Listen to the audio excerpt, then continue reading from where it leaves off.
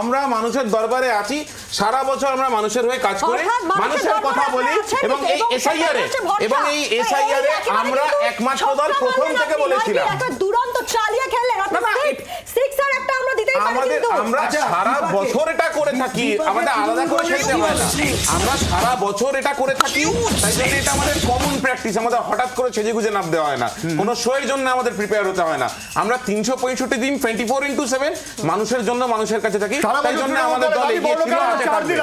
বড় একটা বাউন্ডারি বললো। ওকে চলো দেখি রাজ্যে বিভাগে তৃণমূল কংগ্রেস কেন, মানুষ কেন বলছে বিভাগে তৃণমূল কংগ্রেস, আমি সেটা ব্যাখ্যা করছি এখন।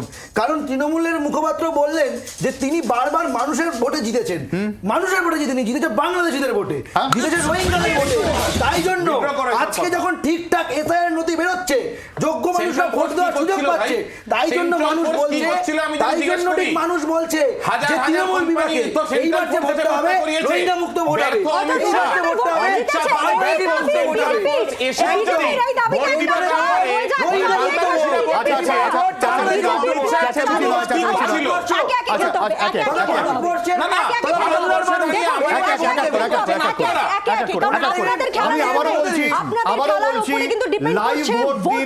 লাইভ ভোট দিন, এই মুহূর্তে লাইভ ভোট চলছে, টিমকে সাপোর্ট করুন আপনারা। সিপিএম এর একটা ট্রেন্ড ছিল, যখনই সিপিএম ভোট পেত না তখনই তারা কোয়েশ্চেন করতো জনগণকে তারা কতটা শিক্ষিত, তাদের ডিগনিটি নিয়ে প্রশ্ন তুলতো। এই বিজেপি তো রাম থেকে পুটকি সরে গিয়ে বাম, এই বাম থেকে পুটকি লেগে রাম হয়েছে, সে এখন বলছে আমরা জিতিনি, তাই জন্য যারা ভোট দিয়েছে তারা বাংলাদেশী। আবার চার বর্ণর জন্য চলো লাইভ ভোটিংটা দেখাচ্ছি, এখন লাইভ ভোটিং ট্রেন্ডিং চলছে, ট্রেন্ডিং কোন দিকে সেটা আমরা দেখাচ্ছি। ওরাও তো 12টা সিট পেয়েছে, তাহলে এই 12টা সিটও কি বাংলাদেশিদের ভোটে?